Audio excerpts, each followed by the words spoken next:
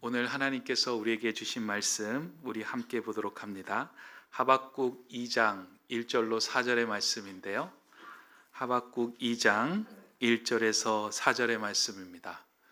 우리 함께 저하고 한 목소리로 오늘 주신 말씀을 함께 읽도록 하겠습니다. 내가 내 파수하는 곳에 서며 성루에 서리라. 그가 내게 무엇이라 말씀하실는지 기다리고 바라보며 나의 질문에 대하여 어떻게 대답하실는지 보리라 하였더니 여호와께서 내게 대답하여 이르시되 너는 이 묵시를 기록하여 판에 명백히 새기되 달려가면서도 읽을 수 있게 하라. 이 묵시는 정한 때가 있나니 그 종말이 속히 이르겠고 결코 거짓되지 아니하리라.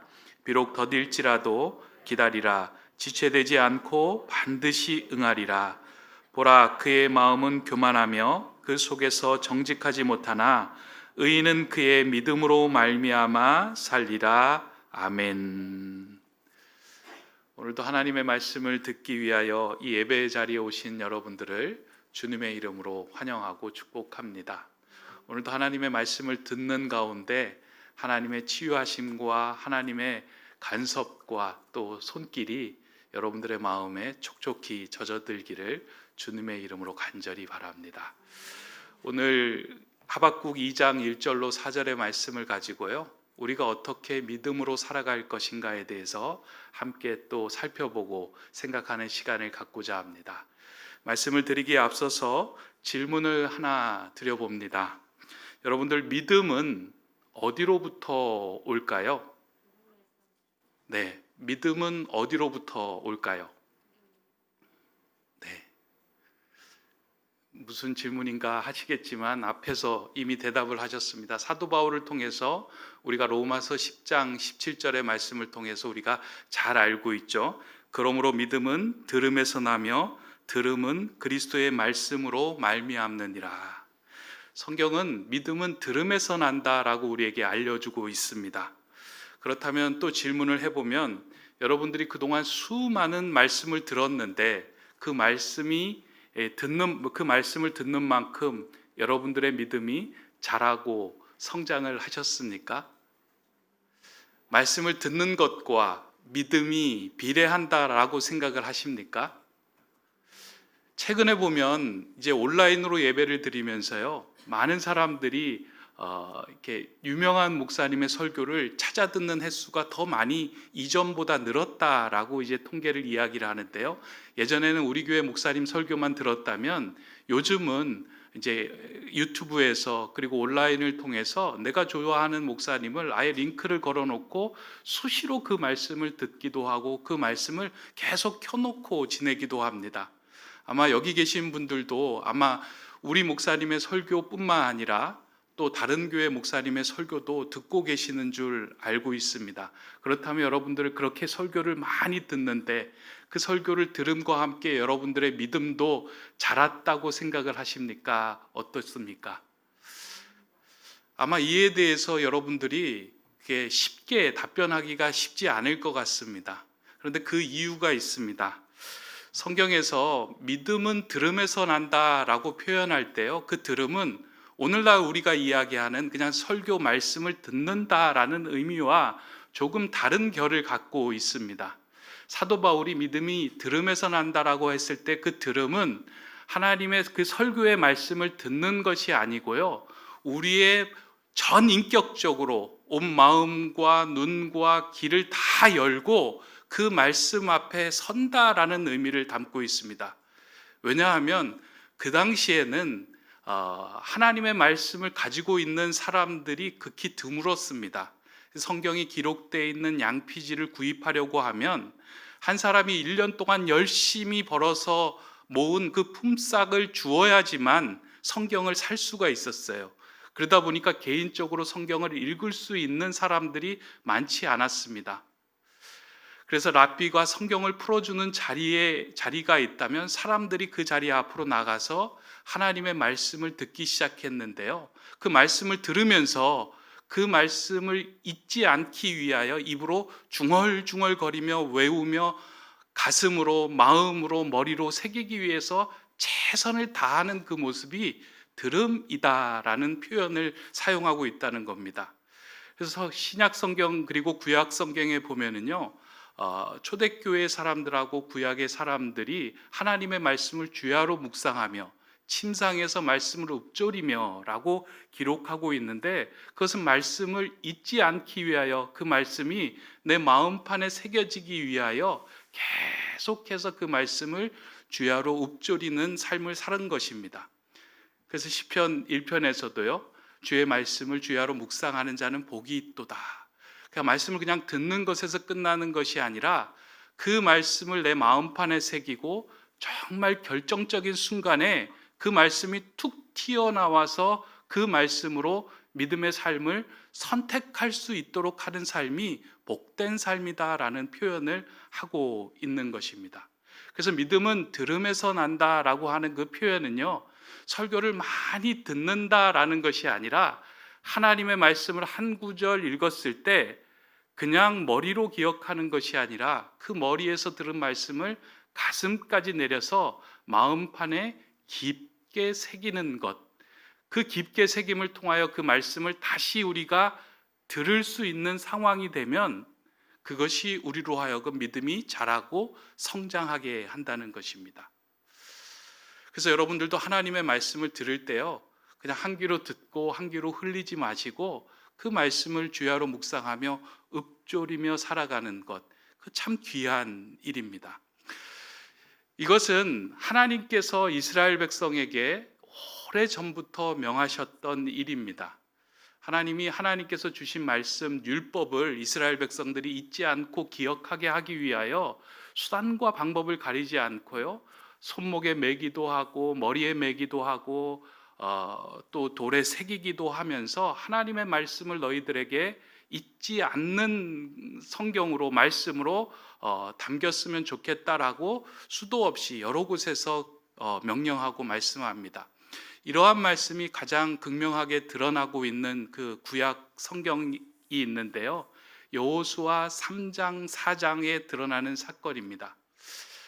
아마 구약 성경을 읽으신 분들은 잘 아시겠지만 여호수아 3장 4장을 읽어보면은요, 이제 이스라엘 백성들이 광야에서 유리방황하다가 하나님을 신뢰하지 못하여 광야에서 광야 훈련 학교를 지나다가 이제 모압 땅에서 하나님께서 원하시는 가나안 땅으로 들어가는 그 시점이 이제 여호수아 3장 4장인데요, 이제 가나안 땅으로 들어가기 직전의 상황에서 하나님께서 이스라엘 백성에게 명령합니다. 이제 너희들이 가나안 땅으로 들어가라. 그런데 요단강을 건너가야 한다.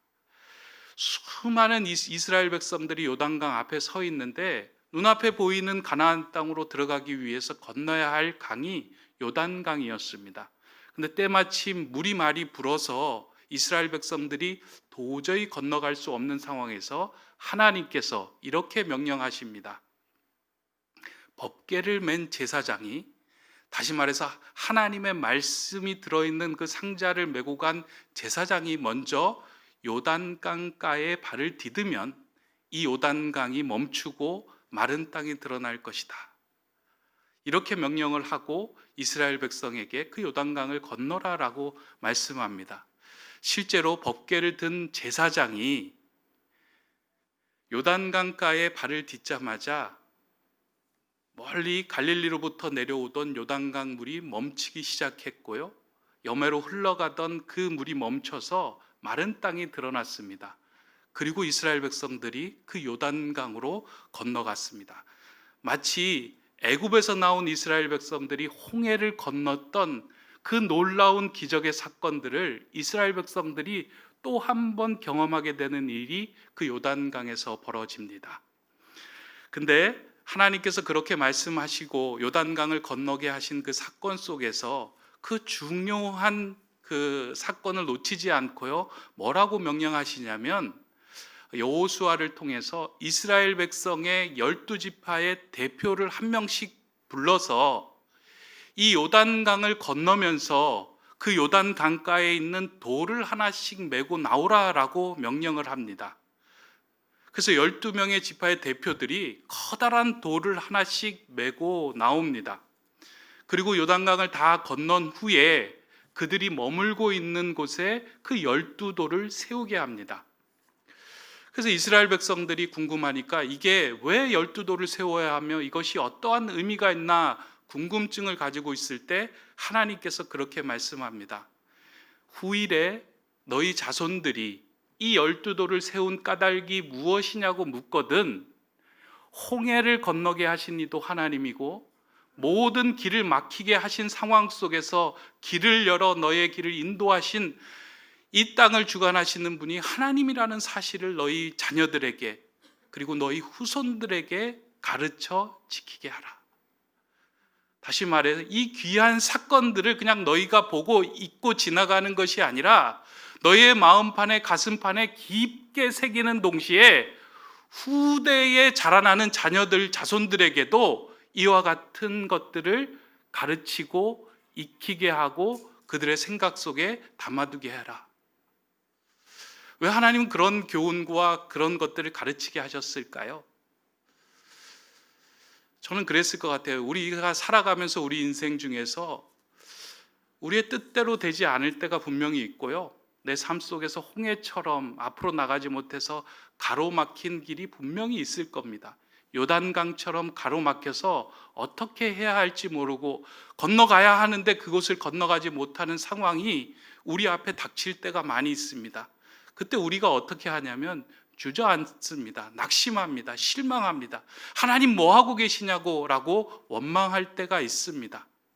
근데 하나님께서 이 사건을 통해서 분명하게 보여주신 것은요, 하나님을 신뢰하고 하나님의 자녀들은 막힌 길도 열어서 하나님이 나아가게 하시는 분이다.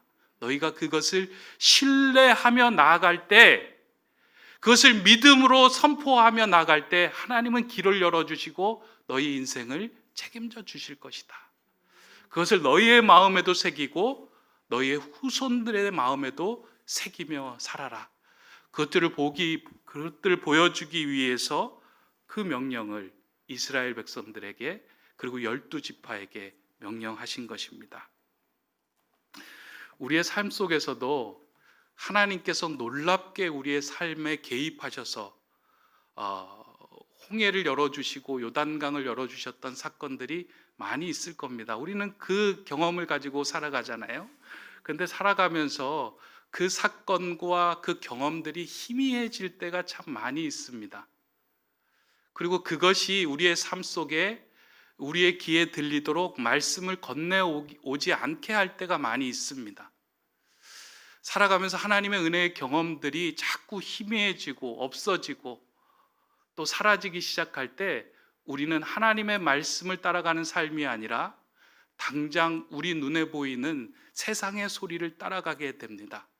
하나님은 그래서 다시 한번 이스라엘 백성들에게 우리들에게 이야기하십니다. 하나님과의 깊은 은혜의 사건들을 너희의 마음판에 새기고 또 내가 너희에게 주신 말씀들을 마음에 명심하고 살아갈 때 그 명심한 그 말이 말씀으로 우리에게 건네오기 시작할 때 우리는 믿음의 삶을 살아갈 수 있다. 그것을 우리에게 알려줍니다. 목회자로 살아가면서 저에게는 답답하고 힘든 일이 있을까요? 없을까요? 목회자들은 어렵고 힘들고 불편한 일들이 다 비켜나갈까요? 아니, 똑같다라고 생각합니다. 자녀를 키우면서 경험하는 문제도 똑같고 내일에 대한 걱정도 똑같고 돈에 대한 문제도 똑같다라고 생각이 됩니다. 그리고 어떠한 일을 만날 때 답답하고 낙심될 때도 똑같이 있다라고 생각을 하는데요. 그럼에도 불구하고 하나의 차이가 있다면 이 상황을 어떻게 바라보느냐에 따라서 믿는 사람과 믿지 않는 사람, 그리고 믿지 않는 사람하고 목회자의 차이가 있다라고 생각을 합니다. 지난 몇 주간 저에게 있어서 좀 마음이 답답하고 힘든 주간이었습니다. 왜냐하면 이제 내년에 분리 개척할 장소를 찾기 위해서 한 3개월, 4개월 동안 여러 가지 상가도 찾아가고 여러 가지 건물도 가서 찾아보며 집주인, 부동산 주인을 많이 만났는데요. 그때 그 부동산 주인과 집주인들이 하는 말이 참 제 마음을 힘들게 했습니다. 교회가 들어온다고요? 예배는 몇 번 드리세요? 소음은 나지 않습니까? 그리고 여기 들어오면 다른 사람들에게 피해가 될 것 같은데, 그러면서 교회를 혐오 시설로 이렇게 인정하는 듯한 표현들을 많이 하는 거예요. 오히려 교회가 건물에 들어가면 그 건물이 하나님의 은혜의 복의 통로가 된다라고 생각을 하고 있었는데, 그러다 보니까 다 계약까지 가서도 건물을 줄 수 없습니다, 교회여서 힘들겠습니다 라고 이야기하는 것을 들을 때 이렇게 마음이 좀 안타깝고 아쉽더라고요.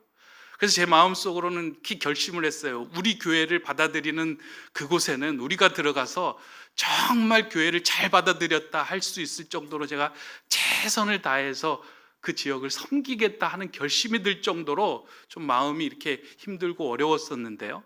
근데 은혜 가운데 지금은 잘 계약이 됐는데, 그때 제가 힘들고 이렇게 낙심되고 돌아오면서 제가 불렀던 찬양이 있어요.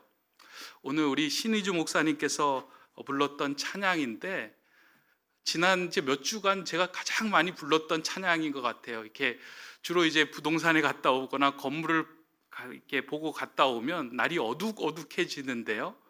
찬양이 그렇게 시작해요. 날이 저물어 갈 때, 빈들에서 걸을 때, 그때가 하나님의 때. 내 힘으로 안 될 때, 빈손으로 걸을 때, 내가 고백해 여호와 이래. 했죠. 날이 저물어 갈 때, 날이 저물어 갈 때, 빈들에서 걸을 때, 그때가 하나님의 때. 내 힘으로 안 될 때, 빈손으로 걸을 때, 내가 고백해 여호와 이래. 이거 처지하고 너무 딱 맞는 거예요. 날이 저물어 가고 빈손으로 오고 막 그런 상황들이 너무 맞으니까 그냥 걸어가면서도 이 찬양이 나오는데요. 근데 제가 이 찬양을 불렀던 결정적인 이유는 날이 저물어 가고 빈손으로 걷고 빈들에서 걷는 것 때문에 부른 게 아니고요, 그 뒷부분이었어요. 날이 저물어 가고 빈손으로 걷고 내 힘으로 안 될 때, 그때가 하나님의 때이구나, 내가 안 될 때 이제 하나님이 일하시는 때이구나 하는 믿음과 확신이 저에게 막 샘솟듯이 일어나더라고요. 안 돼? 그래? 이것도 안 돼? 이것도 안 돼? 여기도 막혀? 이제 하나님이 일하시는 때이구나 하는 확신이 저에게 드는 거예요. 그러면서 내가 고백해 여호와 이래. 하나님이 미리 준비하고 계시는구나. 그 마음이 드니까요, 제가 그 낙심이 되는 게 아니고요, 기대가 되더라고요. 하나님께서 무엇을 준비하고 계실까? 하나님께서 어떠한 역사를, 어떻게 우리 앞에 닥친 요단강을, 홍해를 갈라주시는 역사를 보여주실까? 내가 고백해 여호와 이래. 이 찬양을 수도 없이 부르면서요, 하나님이 일하시고 계시는구나, 하나님을 신뢰하며 걷는 자에게는 하나님께서 일하시고 하나님께서 그 길을 열어주시는구나, 그게 마음속에 다가오니까 제 마음이 평안해졌습니다. 제가 이렇게 찬양할 수 있었던 이유는 그냥 이렇게 말씀 때문에, 그렇게 이제 그 성경에서 읽었던 말씀이나 여호수아 3장 4장의 이야기 때문에 그런 것이 아니고요, 저도 나름대로 어렸을 때 그런 은혜를 경험했던 사건이 마음 깊게 이제 새겨져서요, 힘들고 어려울 때마다 이렇게 툭 떠오르는 그 사건이 하나 있습니다. 이번에도 그 사건이 툭 떠올랐는데요, 너무 오래되고 이제 개인적인 경험이어서 말씀드리기가 좀 쑥스럽고 송구스럽기는 하지만, 그래도 이제 제 마음속에 힘이 된 사건이어서 좀 힘을 내서 말씀을 드리면 이런 사건입니다. 제가 이제 중학교 2학년, 3학년 다닐 때 지금은 참 모범생이고 차분해 보이지만 그때는 참 잘 놀았습니다. 그래서 친구들과 어울려가지고 너무 매일 이렇게 잘 놀고 그런 학생이었고, 또 교회에서 생활도 열심히 하고, 그러니까 집에 머물고 있는 시간보다 밖에 나와서 이제 생활하고 활동하는 시간이 많았어요. 그러다 보니까 이제 공부를 착실하게 안 했는데, 그럼에도 불구하고 꼴찌가 아니라 그냥 성적은 중상 정도의 성적을 유지하면서 이제 중학교를 보냈는데, 저희가 있는 그 동네가 지방이다 보니까 이제 인문계를 가려고 하면 시험을 봐야 되는 거예요. 고등학교 가면. 근데 이제 성적이 이렇게 간당간당한 상황임에도 불구하고 이제 마음속에 아유 뭐 저희 가족의 누이들도 그렇게 별로 공부 안 하고 다 그냥 학교 들어가고 주변에 있는 사람들이 공부해서 학교 들어가는 걸 한 번도 못 봤기 때문에 내가 이게 공부를 해서 학교 들어간다는 게 이게 수치스럽게 여겨져서 믿음으로 공부 안 하고 이제 시험을 봤습니다. 근데 시험을 봤는데 어떻게 됐을까요? 예? 여러분들의 그 믿음대로 떨어졌습니다. 그 고등학교 입시를 떨어진 거예요. 제 인생에서 처음 그렇게 낙방의 그 경험을 했는데요. 아, 정말 부끄럽고 수치스럽고 고개를 들지 못하겠더라고요. 그것도 떨어진 게 간당간당하게 1점 차이로 떨어지다 보니까 제 마음속에 하나님에 대한 원망이 생기더라고요. 아, 하나님 그렇게 저도 교회 가고 신앙생활하고 열심히 그렇게 하나님께 예배드렸는데 좀 붙여주시지. 그 찍은 것 좀 맞게 해주시지. 왜 떨어뜨려 갖고 이렇게 수치스럽게 집에서 이렇게 낙심하게 하냐고. 그래서 집에서 이제 코가 쑥 빠져서 입을 뒤집어 쓰고 있는데 저희 부모님이 오셔가지고 어머님이 오셔서 그런 얘기해요. 아마 저를 위로하려고 그렇게 얘기하셨던 것 같아요. 저희 어머님이 이제 신앙이 좋으신 분인데 승철아 걱정하지 마라. 하나님의 계획이 다 있을 거다. 낙심하고 너무 절망하지 마라. 그렇게 이야기를 하시더라고요. 근데 그때는 그게 무슨 말인지 이해는 되지 않았습니다. 하나님의 뜻, 하나님의 계획이 있을 거다. 그냥 흘려 들어갔는데요. 그리고 이제 며칠이 지나서 정말 다행스럽게 옆에 있는 인문계 학교에서 추가 이제 입학을 받아준 거예요.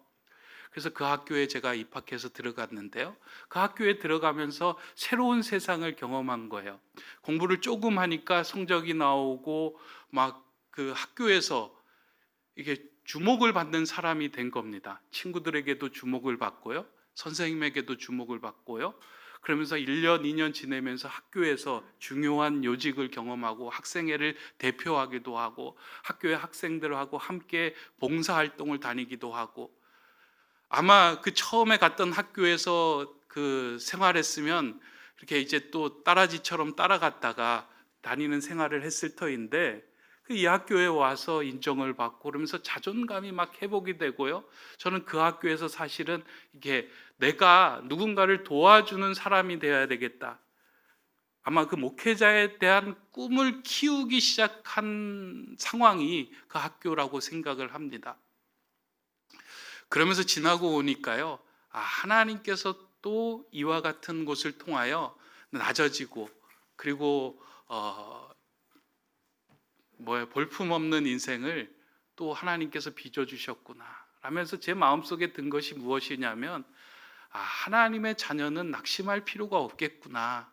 내 인생의 걸림돌과 같은 상황도 하나님 안에 있으면 반드시 그게 디딤돌이 되고 내 인생의 수치처럼 여기고 오물처럼 제거하고 싶은 부분도 하나님 안에 있으면 그것이 자양분이 되고 걸음이 되는구나 하는 생각이 제 마음속에 다가오고 새겨졌습니다.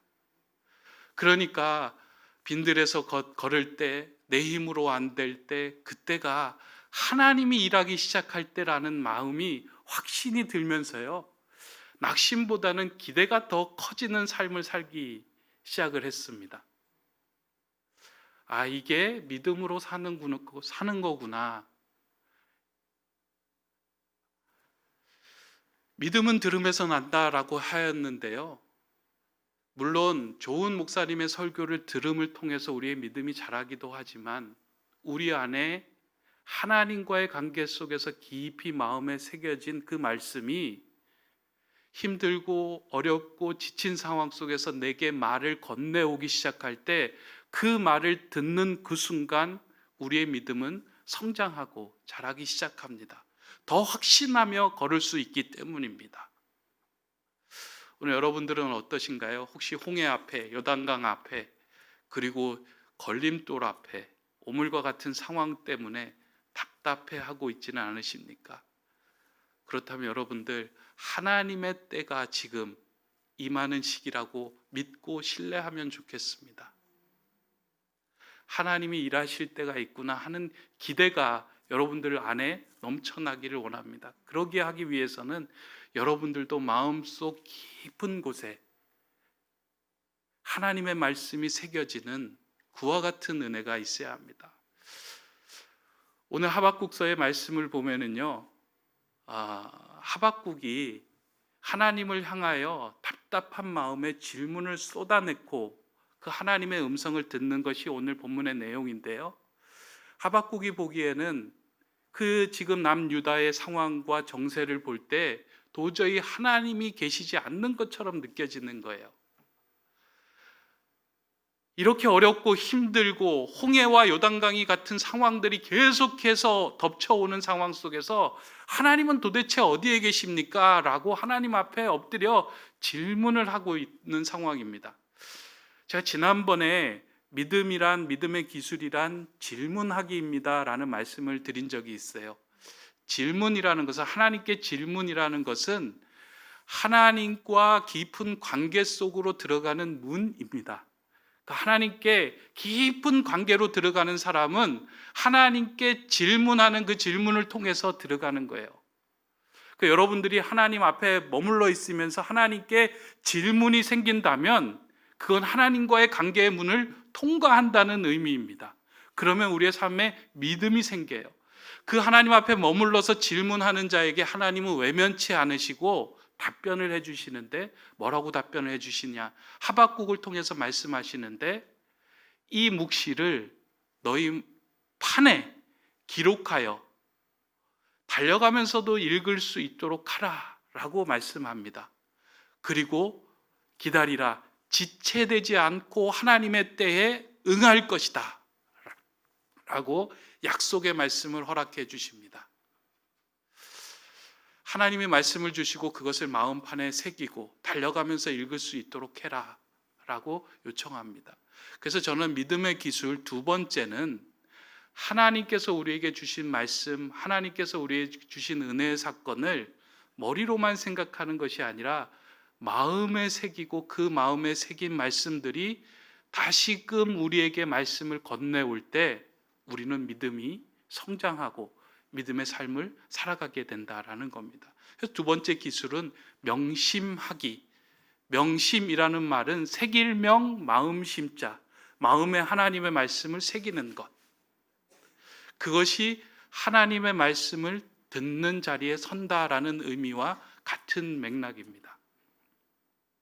그렇게 말씀을 마음에 새기기 시작할 때요, 오늘 본문에 보면 달려가면서도 읽을 수 있게 하라라고 이야기하고 있는데요, 이 표현이 참 좋습니다. 달려가면서도 읽을 수 있게 하라. 우리의 삶이 분주해서 하나님의 말씀을 읽지 못하고 또 하나님을 생각하지 못하고 지나가는 그런 분주한 상황 속이 분명히 있습니다. 요단강이 있고 홍해가 있고 우리를 가로막는 수많은 장애물 속에서, 분주한 일상 속에서 하나님 앞에 잠잠하게 있는 것, 그 시기와 때를 찾기가 어려울 때가 있는데요, 근데 하나님이 얘기해요. 달려가면서 읽을 수 있도록 하라.